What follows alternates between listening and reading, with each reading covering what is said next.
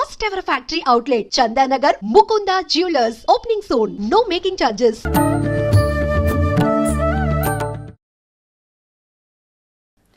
నమస్కారం, welcome to I dream. ధర్మ మార్గం విత్ విజిత కార్యక్రమానికి స్వాగతం. ప్రస్తుతం మనతో పాటు ఉన్నారు ప్రముఖ ఆధ్యాత్మికవేత్త, శ్రీ విద్యా ఉపాసకులు, ఎంతో మందికి మంత్రోపదేశం చేసిన గురువుగారు. ఆయన మంత్రోపదేశం కోసం, ఆయన ఉపాసన శిక్షణ ఇవ్వడం కోసం ఎంతో మంది ఎదురు చూస్తూ ఉంటారు. ఇప్పటికీ ఎంతో మందికి ఆయన ఇప్పటికే మంత్రదీక్షను ఇవ్వటం జరిగింది. ఇప్పుడు వారితో మాట్లాడి మనం మంచి మంచి విషయాలు తెలుసుకునే ప్రయత్నం చేద్దాం. వారే గురు కరుణామయ్య గారు. ఇప్పుడు వారితో మాట్లాడిద్దాం. నమస్కారం గురుగారు. నమస్కారం. బాగున్నారా? బాగున్నాను, మీరు ఎలా ఉన్నారు? అమ్మదే వల్ల బ్రహ్మాండంగా ఉంది. అంతే, మీరు ఆ మాట అనగానే మాలో జోస్ వచ్చేస్తుంది. గురుగారు, పంచమానసిక పూజలు అని చెప్పి నేను విన్నాను ఒకసారి మీతో మాట్లాడేటప్పుడు. అసలు ఏంటి ఈ పంచమానసిక పూజలు? నేను ఎక్కడా వినలేదు, ఎవరు కూడా ఈ టాపిక్ చెయ్యలేదేమో అనుకుంటున్నాను. ఒక్కసారి నేను తెలుసుకొని మన ప్రేక్షకులు కూడా మీ ద్వారా తెలియజేయాలనుకుంటున్నాను. దాని గురించి తెలియజేయండి. ఇది సాధారణంగా ఖడ్గమాల, లలితా సహస్రనామం ఇలాంటి స్తోత్రాలు చదివినప్పుడు ధ్యాన శ్లోకం అవగానే పంచమానసిక ఉపచార పూజాం కరిష్యే అంటారు. అసలు పంచ ఉపచారాలంటే ఏమిటి? గంధ, పుష్ప, ధూప, దీప, నైవేద్యం. ఇవి పంచోపచారం. ఎప్పుడు చేస్తామంటే మరి టైం లేనప్పుడు, పొద్దునే ఫ్లైట్ అందుకోవాలి, అప్పుడు షోడశోపచార పూజ చేయాలంటే టైం ఉండదు. అలాగని మొదలు పెట్టలేము, మనసు ఒప్పదు. అప్పుడు పంచోపచారాలు చేస్తాం. ఇది బాహ్యంగా చేసేది. కానీ జనాలు ఏం చేస్తున్నారు? పంచ మానసిక ఉపచార పూజాం కరిష్యే అన్నప్పుడు అప్పుడు కూడా గంధం పైన వేస్తున్నారు. కానీ యాక్చువల్గా చెప్పింది ఏంటి? మానసిక అంటే మనసులో చేసుకోమని. ఈ మనసులో చేసుకున్నప్పుడు తత్వపరంగా చేసుకోవాలి. నేను ఒక 5-6 రోజుల వరకు కూడా నేను తత్వపరంగానే ఇలా కళ్ళు మూసుకుని గంధం అంటే సత్సంగం, నా మనసులో ఉన్న ఆలోచనలు, బయట ఉన్న స్నేహితులు నన్ను సన్మార్గంలో నడిపించేటట్టు అసోసియేషన్స్ బాగుండాలి. పుష్పం అంటే ఇంద్రియ నిగ్రహం, నేను ఇంద్రియాలను అదుపులో ఉంచుకోవాలి అని నాకు నేను టీచ్ చేసుకుంటూ ఉంటాను, అంటే రిఫార్మ్ చేసుకోవడం. అలాగే ధూపం, నాలోని అరిషడ్ వర్గాలు, కోపతాపాలు పూర్తిగా పోవు, కొంతవరకు కంట్రోల్ చేసుకోవాలి. అప్పుడు వచ్చిన నైస్ క్యారెక్టర్ వల్ల వచ్చిన ధూపమే, ఫ్రాగ్రెన్సే ఆవిడకి జీవితమే అర్పిస్తున్నాను అనేది వాదం. దీపము, కళ్ళు మూసుకున్నా కళ్ళు తెరిచినా అమ్మే కనబడాలి. అందుకే నేనే ఒకరికి చెప్పాను, ఇక్కడ కనెక్ట్ అయితే అమ్మలని బొమ్మలుగా కనబడతాయి, ఇక్కడ కనెక్ట్ అయితే బొమ్మలే అమ్మలు అవుతాయి. ఇది కరెక్ట్. అంచేత నాకు కళ్ళు మూసుకుంటే నేను లేనిది ఊహించుకుంటున్నాను, కానీ కళ్ళు తెరిచే వస్తే బొమ్మల్ని అమ్మలుగా నేను చేయలేకపోతున్నాను. ఆ చేసి శక్తి, నాకు భావించే శక్తి కావాలి అని. అది దీపం. నైవేద్యం అనేటప్పటికీ శివశక్తి సామరస్యం నైవేద్యం అంటారు. అంటే ఒకసారి చెప్పే మనం, భార్య భర్త కొట్టుకోకుండా ఉంటే బ్రహ్మాండమే నైవేద్యం. ఇప్పుడు మన ఇంట్లో కూడా చూడండి, కష్టమే ఇది, చాలా అమ్మో అసాధ్యం, సుదుర్లభ అంటుంది. ఎందుకంటే మన అమ్మా నాన్నే చూడండి, పెళ్లి చేసాక భార్యాభర్తలు, కొడుకు, కోళ్ళు, కూతురు, అల్లుడు కొట్టుకోకుండా ఉంటే వాళ్ళకి ఆనందంగా ఉంటుంది. మనల్ని పుట్టించిన మా వాళ్ళకే అలా ఉంటే విశ్వాన్ని సృష్టించిన ఆవిడకి ఎలా ఉంటుంది? కొట్టుకోకుండా ఉండరా బాబు, నీ పూజలు బాగానే చేయకపోయినా పర్లేదా అని అన్న ఉద్దేశంలోనే పరశురామ కల్పసూత్రంలో శివశక్తి సామరస్యం నైవేద్యం కల్పాను. అది మానేసి గొంటింట్లోనే 2-3 గంటలు పెట్టి ముక్కుతూ మూలుగుతూ పులిహార, దద్దోజనం, గారెలు, బూర్లు అన్నీ చేసి ఇంత 21 చేసి అన్ని తినగలమా? ఇప్పుడు ఉన్నట్టు దీంట్లో తినలేం, హెల్త్ ఇష్యూస్ వల్ల. ఇది తప్పు. ఇది నేను శివశక్తి సామరస్యం అంటే భార్యాభర్తలే కాదు, ఎవరిని చూస్తామో వాళ్ళతో సామరస్యంగా ఉండాలి అనేది. అలాగే మనోలయం ఆనంద కర్పూరిణి రాజనం. మనస్సుని, ఇప్పుడు నేను మీతో మాట్లాడుతున్నాను, ఇంకా నాకు నా కుటుంబం కానీ, భార్య కానీ, పిల్లలు కానీ, నా సంస్థ కానీ, నేను రేపు మధ్యాహ్నం చేయాల్సిన పూజ కానీ గుర్తు రాకుండా మీతో మాట్లాడితే మనోలయం అది కర్పూర నీరాజనం. మనస్సును లైన్ చేసి మాట్లాడాలి, అది యోగం అవుతుంది. యోగ కర్మేషు కౌశలం. ఇలాగే అర్థం చేసుకున్నాను. కానీ ఒక 10 రోజుల క్రితం ఇదే చేస్తుంటే మా గురువు గారు ఆవహించారు. ఆవహించడం అంటే సదా గురువుని స్మరించుకుంటూనే ఉంటాను నేను, ఎందుకంటే ఆయన లేకపోతే నా జీవితం లేదండి. Very much ordinary person. కాలేజీలు కట్ చేసి మామూలుగా అన్ని ఆ టైంలో చేసినవన్నీ చేశాను నేను. నేను చెప్తున్నాగా పబ్లిక్గా ఓపెన్గా చెప్తాను. నేనే అక్కడి నుండి తపస్సు చేసి వచ్చిన వాడిని మాత్రం కాదు.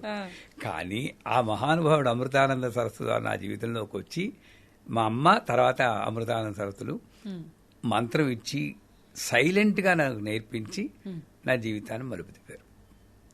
సో అప్పుడప్పుడు ఆయన ఇప్పుడు సిద్ధి పొందేసినా కూడా అప్పుడప్పుడు ఆవహిస్తుంటారంటే టూ మచ్గా అదే భావనలో ఉన్నప్పుడు మొత్తం పర్సనాలిటీ లోపలికి వెళ్తుంది. మా గురువు గారు ఒకసారి నేను ఆయనకి తెలియకుండా ఆయన ఈమెయిల్ చదివాను దేవిపురంలో ఉన్నప్పుడు. అంటే నేర్చుకోవాలని తపన ఇలా వస్తూ చూసి రాలేదు కానీ ఈమెయిల్ ఓపెన్ చేసి అంటే శిష్యులు అడుగుతుంటే ఈయనేం సమాధానం చెప్తారు, రేపు నేను గురువు అయ్యాక కూడా అదే సమాధానం చెప్పాలి. ముందుగానే కాపీ కొట్టేస్తే నాకు కొంచెం ఉపయోగపడుతుందని. ఎప్పుడు అప్పుడు ఎంత 30 ఏళ్ళు, ఇప్పుడు 71 41 ఏళ్ల క్రితం చెప్తాను. అందులో ఒక అమ్మాయి అడిగింది, గురూజీ ఎలా మెడిటేషన్ చేయాలి అని. ఎలా మెడిటేషన్ చేయాలంటే ఇదో పెద్ద సబ్ టాపిక్. ఎలా మెడిటేషన్ చేయాలంటే అందరూ కళ్ళు మూసుకుని ఇలా పైన చూస్తారు, కానీ నేను మాత్రం అమ్మని 2 కాళ్ళు నా తల మీద ఉంచి అమ్మ అలా నిల్చున్నట్టు ఊహించుకుని ఆ కాళ్ళు పట్టుకుని లోపలికి లాగేసుకుంటాను. ఎంతవరకు లాగుతానంటే అమ్మ కళ్ళు నా కళ్ళు, అమ్మ ముక్కు నా ముక్కు, అమ్మ నోరు నా నోరు అయ్యేలాగా ఫీల్ అవుతూ లాగుతాను.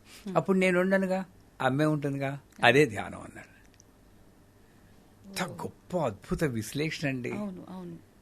అంటే ఎంతసేపు నేను నీలో అవ్వాలి, నువ్వు నేను కొడుకుంటున్నాను. అంటే లోపలికి లాక్కుని నేనే నువ్వే నేను అన్న ఫీలింగ్ తెచ్చుకోవడం అన్నది అది అలాగా ఆవాహన అవుతూ ఉంటారు. అప్పుడప్పుడు ఆయన ఎలా పెట్టుకుని కూర్చోవడం అన్నీ వచ్చేస్తూ ఉంటాయి అనమాట. ఈ భావం అంటారు, దైవీ భావం అంటారు. అలా గురుభావం వచ్చినప్పుడు మా పీఠంలో చేస్తుంటే ఇది కాదు పంచమానసోపచారం అంటే ఏదైనా ప్రాణశక్తి పరమేశ్వరిని ఆయన ఊపిరి మీదే వెళ్ళమంటుంది. హంస గాయత్రి, అజపా గాయత్రి, హంస శివసోహం, హంస విద్మహే పరమహంసాయ ధీమహి అన్ని హంస అంటే ఊపిరి. సో ఫైనల్గా అమ్మ ఎక్కడుంది తెలుసా అండి? అత్యంత దగ్గరగా ఉంది, అక్కడుంది, శ్వాసలో ఉంది. ఒరే నువ్వు నేను ఎంత కరుణతో నీకు అంత దగ్గరగా ఉంటే అక్కడ దృష్టి నిలపడం మానేసి ఇక్కడ వెతుకుతున్నావు, కష్టం రా అక్కడ దొరకడం నేను అని చెప్తుంది. అది లలితా సహస్రనామంలో కూడా చెప్పింది. అంచేత ఆ ఊపిరి అన్నది నాకు గుర్తొచ్చి ఈ పంచ మానసికోపచార పూజలు కూడా ఊపిరితో చెయ్యాలి అని ఆయన అప్పటికప్పుడు మా వాళ్ళకి చుట్టూ రావడం వాళ్ళకి చెప్పాను. ఏమిటంటే హం ఆకాశాత్మనే, లం పృథివ్యాత్మనే, సత్సంగం గంధం కల్ప్యానమ. పరశురామ కల్పసూత్రం. లం అనేది మూలాధారానికి ఉన్న అక్షరం. మూలాధారం అంటే యానస్ మజిల్స్. దాన్ని ఇలా కంట్రాక్ట్ చేసి ఊపిని బిగబట్టి దృష్టి ఆ బేస్ ఆఫ్ ద స్పైనల్లో అక్కడ పెట్టి అలా ఎంతసేపు ఉంచగలిగితే ఉంచి లం అన్న బీజాక్షరాన్ని సంస్కృతంలో దేవనాగరిలో అక్కడ చూడాలి. వీలుంటే ఆరెంజ్ కలర్లో చూడాలి. అది మానసిక గంధం. ఇలా ఎవరైతే చేస్తారో 100% గ్యారంటీ కొన్నాళ్ళకో కొన్ని నెలలకో ఆలోచనలన్నీ స్ట్రీమ్ లైన్ అవుతాయి. ఎప్పుడైతే మన ఆలోచనలు బాగుంటాయో స్నేహితులు చుట్టాలు కూడా బాగానే ఉంటారు. కానీ మనమే మన దక్షిణామూర్తి స్తోత్రం చెప్తారు, ప్రపంచం అనేది నువ్వు సృష్టించినదే. రమణ మహర్షి కనబడ్డ ప్రపంచమే మనకి కనబడుతుంది. మరి ఆయనకి ఎలా కనబడింది, మనకెందుకు ఇలా కనబడుతుందండి? నేనే సృష్టిస్తున్నాను, మీరే సృష్టిస్తున్నావు ప్రపంచం అని దక్షిణామూర్తి చెప్తుంది. అది వేరే టాపిక్ అనుకోండి. అంచేత ఈ కంట్రాక్ట్ చేసి అక్కడ ఈ అక్షరాన్ని చూపిస్తే లం పృథివ్యాప్తి. పుష్పం ఈ ఊపిరిని తీసుకొచ్చి కంఠంలో ఇక్కడ బంధించాలి. బంధించినప్పుడు ఇంకా ఈనాడు ఈ నవరంధ్రాలు మిగతా రంధ్రాలు మూసుకుపోతాయి. ఇక్కడొకటే బంధించాలి. బంధించి హం అని హా అన్న దేవనాగరి అక్షరాన్ని నీలం రంగులో ఊహించాలి. ఇంతవరకు ఏ ఛానల్లోనూ చెప్పలేదు. మొట్టమొదటిసారి మీ ఛానల్లో చెప్తున్నాను. ఎందుకంటే మాకు వచ్చిందే 9 రోజుల కింద వచ్చింది నాకు ఈ ఇన్ఫర్మేషన్. భావన కాదు, ఈ నాలెడ్జ్ ఆ గురువు గారు ఇచ్చింది. మొట్టమొదటి మీ ఛానల్లో చెప్తున్నాను. తర్వాత అన్ని చెప్పొచ్చు అనుకోండి. అచేత నీలం రంగులో హమ్ అన్న అక్షరాన్ని దేవనాగర్లో చూడాలి. ఇది కావాల్సిన సంస్కృత లెటర్లు చూస్తే తీసుకోవచ్చు, ఎక్కడైనా దొరుకుతాయి ఇంటర్నెట్. తర్వాత ఎం వాయువ్యాప్నే అరిషద్వర్గ విసర్జనం. కోపము, తాపము, ఈర్ష్య, అసూయ ఇవన్నీ తగ్గాలంటే ఇక్కడ గుండెల దగ్గర, అది నేను ఇప్పుడు చేయలేదు ఎందుకంటే కొంచెం నాకు హార్ట్ కంప్లైంట్ ఉంది కాబట్టి, ఇక్కడ గుండెల దగ్గర నిలిపి అప్పుడు కొంచెం బిగబట్టాలి. బిగబట్టి ఎం అన్న అక్షరాన్ని దేవనాగర్లో ఆకుపచ్చ రంగుల్లో చూడాలి. చూస్తే 100% ఆకుపచ్చ రంగు ఎం అన్న అక్షరం చూస్తే ఇలా చెయ్యగా ఒక రోజులో అంటే కుదరదు, కొన్ని నెలలు కొన్ని సంవత్సరాలు చేస్తే 100% పనిచేస్తుంది. తర్వాత చాలా ఈజీ. భస్త్రిక అని ఎప్పుడైనా విన్నారా? ఊపిరిలో భస్త్రిక అని ఈ ఊపిరిని పెట్టి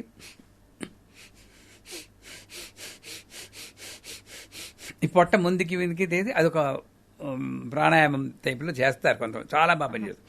ఆ భస్త్రిక లాంటిదే నేనేం చేయాలంటే ఊపిరి బిగపెట్టి నాభిస్థానం దగ్గర ఉంచాలి. ఇక్కడ ఉండాలన్నమాట. ఇక్కడ ఉన్నప్పుడు చెవుల్లో వేడి గాలి కూడా వస్తూ ఉంటుంది బాగా చేస్తే. మరి రమ్మంటే అగ్నితత్వమే కదండి, ఈ అగ్ని అలా పుడుతుందన్నమాట.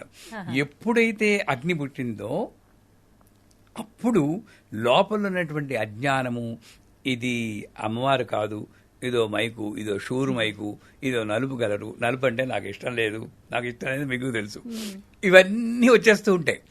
ఇవన్నీ బర్న్ అయిపోతాయి. ఇది అమ్మ స్వరూపమే, ఇది అమ్మ స్పర్శే, ఇది వచ్చి శబ్దము అమ్మే, సర్వము అమ్మే, ఇలాగా ఆ స్థితికి వెళ్ళిపోతుందండి. ఎంతసేపు చేస్తే అంతమంది. కాకపోతే మెల్లిమెల్లిగా నేను చెప్పాను కదా అని ఇలా పెట్టి కొంపల మీద తెచ్చుకోకూడదు జనాలు చూసేవాళ్ళు. ఇదంతా చాలా టైం పడుతుంది ఖచ్చితంగా. నెల 2 నెలలు చేసేయచ్చు. ఎంత ఎవరికి వీలైనంత వరకు అంత చేయాలి. ఇలా చేసి ఒక రకంగా చెప్పాలని పొట్ట కూడా తగ్గుతుంది. అట్లయితే అందరు చేస్తారు. చేశాక తర్వాత వం అమృతత్వాప్నే నైవేద్యం అనేది, అది నేను బాహాటంగా చెప్పకూడదు కనుక అది ఆ ఒక్క ఇది నేను చెప్పను. అది తాంత్రికంగా ఉంటుంది. అది ఏమైనా ఇంట్రెస్ట్ ఉండి అడిగిన వాళ్ళకి చెప్తాం. బట్ అమృతత్వాపం అంటే మళ్ళీ మామూలుగా నేను చూసి వాళ్ళతోటి సఖ్యంగా ఉండాలని అనుకుంటే సరిపోతుంది. లోవర్ అబ్డమన్ని కాన్సన్ట్రేట్ చేయాలి అక్కడ చేసి, అంటే పొత్తి కడుపు మీద ఫోకస్ చేయాలి. అప్పుడు భావం కూడా అక్కడ అక్షరం వం ఇలాంటి అక్షరాన్ని orange colour, red colour, orange కలర్లో ఊహించాలి. కాషాయ రంగు, కాషాయ రంగులో వమ్మను ఊహించి ఇంకొక భావం ఉంటుంది. ఆ భావం నేను పబ్లిక్గా చెప్పకూడదు కాబట్టి చెప్పలేదు. బట్ ఇంతవరకు చాలు నేర్చుకున్న వాళ్ళకి. చివరిగా సంకాలాత్మనే మనోలయం అంటారు. ఇది ఆల్మోస్ట్ ఇంపాసిబుల్.